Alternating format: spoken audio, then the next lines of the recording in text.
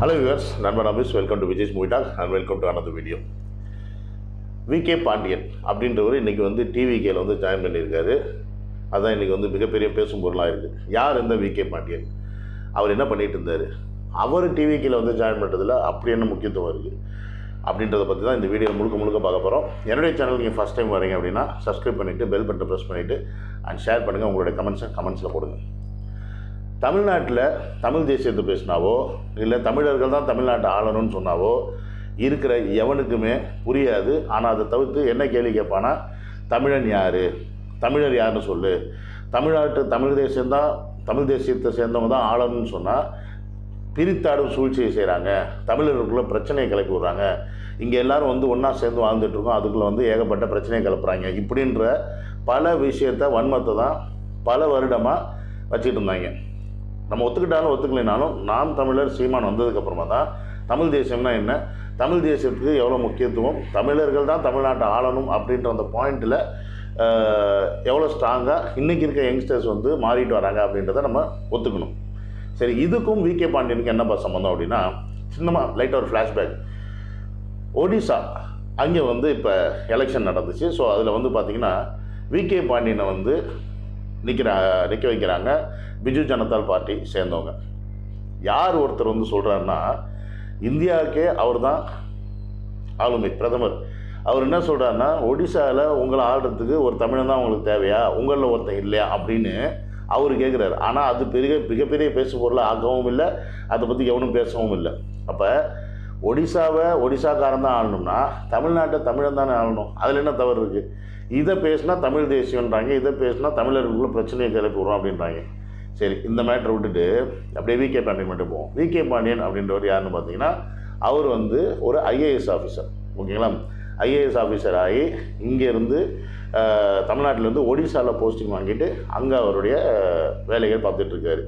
எப்படி நம்ம கர்நாடகாவிலேருந்து நம்ம ஆட்டுக்குட்டி அண்ணாமலை ஓடி வந்தாரோ தமிழ்நாட்டுக்கு, அவர் வந்து எப்படி அங்கே போலீஸ்காரராக இருந்துட்டு அங்கே வந்து பிஜேபியில் ஜாயின் பண்ணி அதுக்கப்புறம் தமிழ்நாட்டை ஆளணும்னு சொல்லிட்டு நான் தமிழ்னு சொல்லிட்டு இங்கே வந்தார்.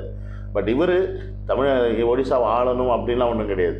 ஒடிசாவை போயிட்டு அவர் வந்து ஐஏஎஸ் பதவியிலிருந்து அவர் வந்து அவருடைய வேலையை பார்த்துட்டு இருக்கும்போது அவருடைய செயல்பாடுகள்லாம் பிடிச்சி போய் நவீன் பட்நாயக், அவர் தான் பிஜு ஜனதா பார்ட்டியோட ஹெட்டு, அவர் வந்து நீ வந்து நம்ம கட்சியில் சேர்ந்துக்கப்பா அப்படின்னு சொல்லி கேட்கறனால இவருக்கும் அந்த கட்சியோடைய செயல்பாடுகள் எல்லாம் பிடிச்சனால ஐஏஎஸ் பதவி விட்டுட்டு கட்சியில் போய் சேர்ந்து மிக ஃபாஸ்ட்டாக வளர்றார். பயங்கரமாக அவருடைய செயல்பாடுகள் இருக்குது, கட்சியோடைய பணிகள் அந்தளவுக்கு போயிட்டுருக்கு. ஸோ இது எல்லாத்தையும் பார்த்துட்டு என்ன பண்ணுறாங்க, நீனே நில்லு அப்படின்னு சொல்லிட்டு அவரை நிற்க வைக்கிறாங்க. ஆனால் அந்த இடத்துல தான் மோடி அவர்கள் செக் வச்சார். ஓகேங்களா? ஸோ இந்த எலெக்ஷனில் என்ன ஆகுதுன்னு பார்த்தீங்கன்னா, அவர் தோற்று போகிறார். தோற்று போனதுக்கப்புறமா அரசியலை விட்டே நான் விலகிறேன். ஏன்னா தமிழனை பொறுத்த வரைக்கும் எப்பவுமே ரெண்டு விஷயந்தான், ஒன்று நன்றி, இன்னொன்று சுயமரியாதை. ரொம்ப நன்றியோடு இருப்பான், ஆனால் அந்த இடத்துல கடைசியில் சுயமரியாதைக்கு வேல்யூ இல்லை அப்படின்னா அந்த இடத்த விட்டு அவன் விலகிறானே தவிர அவங்கள எதுவும் பண்ண மாட்டான், அவங்கள பற்றி யாரும் எதுவும் சொல்ல மாட்டான். அவன் தான் உண்மையான தமிழ் என்னை பொறுத்த வரைக்கும். மற்றவங்களாம் எப்படி இருந்துட்டு போட்டோம். பட் இந்த மாதிரி ஆட்கள் வெகு குறைவு. என்னை கூட நான் அதில் சேர்த்துட்டேன். ஓகேங்களா? ஸோ அப்படி ஒரு சூழலில் இருந்து அவர் வந்து என்ன பண்ணுறாரு, ஒடிசா விட்டு தன்னுடைய சொந்த தாய் நாடான தமிழ்நாட்டுக்கு திருப்பி வந்து செட்டில் ஆகிடுறாரு. ஸோ இப்போ இதுதான் அவருடைய ஒரு ஹிஸ்ட்ரி. எவ்வளோ கஷ்டப்பட்டு அங்கே உழைச்சாலும் தமிழர் அப்படின்ற ஒரு காரணத்தினால அவரை வந்து தூக்கி அடிச்சிட்டாங்க. ஆனால் தமிழ்நாட்டில் இதை செய்கிறோமான்னு பார்த்தோம்னா சத்தியமாக அது கிடையாது. இங்கே தமிழ்நாட்டில் தமிழர்களே எதிரியாக இருக்கிறாங்க.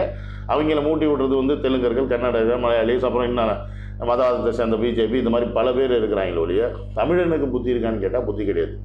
ஸோ இப்போ இவர் இங்கே வந்துட்டார். ஸோ இவர் வந்தனால இவர் ஏன் இப்போ வந்து டிவிகேல ஜாயின் பண்ணணும் அப்படின்னும் போது தளபதி அவர்கள் வந்து விகே பாண்டியனிடம் பேசியிருக்காரு, நீங்கள் வந்து டிவிகேல ஜாயின் பண்ணுங்க அப்படின்னு. ஏன்னு கேட்டிங்கன்னா, தளபதியோடைய தொலைநோக்கு பார்வை வந்து இப்போ எல்லோரும் பார்த்துட்ருக்கோம்.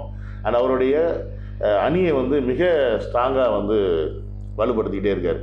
அதுவும் படித்த பகுத்தறிவு தெரிஞ்சு, அதாவது எல்லா சட்டத்திட்டமும் தெரிஞ்ச ஒருத்தர் வந்து தன்னுடைய கட்சியில் இருக்கிறது வந்து மிகப்பெரிய ஒரு ஸ்ட்ரென்த்தாக வந்து அவருக்கு பட்டிருக்கும். அது மட்டும் இல்லாமல் தமிழன்ற காரணத்தினால உன்னை தோக்கடிச்சு அங்கேருந்து நீங்கள் இங்கே வந்துட்டீங்கல்ல, அப்படி இருக்கும்போது தமிழ்நாட்டில் நீங்கள் நிற்கணும், தமிழ்நாட்டில் நீங்கள் ஒரு இடத்துக்கு வரணும் அப்படின்றது கூட அவருடைய மனப்பான்மை இருந்திருக்கலாம். ஸோ அவருடைய செயல்பாடுகளை பார்த்து டிவிகேக்கு வந்து விகே பாண்டியனை சேர்க்கறத பற்றி அழைப்பு விடுத்துட்டார். சரி, இது மாதிரி நிறையா பேர் வந்து ஜாயின் பண்ணுவாங்களா இன்றைக்கி கேட்டால் அப்படின்னா கண்டிப்பாக இன்றைக்கி அதிகாரத்தில் இருக்க டிஎம்கேல இருக்கிறவங்க வந்து ஜாயின் பண்ணுவாங்க. அப்புறம் ஆப்போசிட்டாக இருக்க ஏடிஎம்கே வந்து ஜாயின் பண்ணுவாங்க. ஏடிஎம்கேலேருந்து ஜாயின் பண்ணுவாங்களா அப்படின்னா அதிகாரத்தில் இருப்பவர்கள் யாரும் வரமாட்டாங்க. ஏன்னா அதிகாரம் தான் மிக முக்கியம். அதுக்கு இன்னும் 2 வருஷம் இருக்குது. அதனால் அதில் ஜாலியாக இன்னும் இந்த அளவுக்கு கொள்ளையடிக்கணுமோ அடிச்சுக்கிட்டு அப்புறமா வந்து சேர்ந்துக்கலாம் அப்படின்ற மைண்ட் செட்டில் நிறைய பேர் இருப்பாங்க. அது வந்து 2026 நெருங்கி வரும்போது நமக்கு தெரியும் யாரெல்லாம் வந்து எங்கேருந்து எங்கே தாவ போகிறாங்க அப்படின்ற விஷயம்.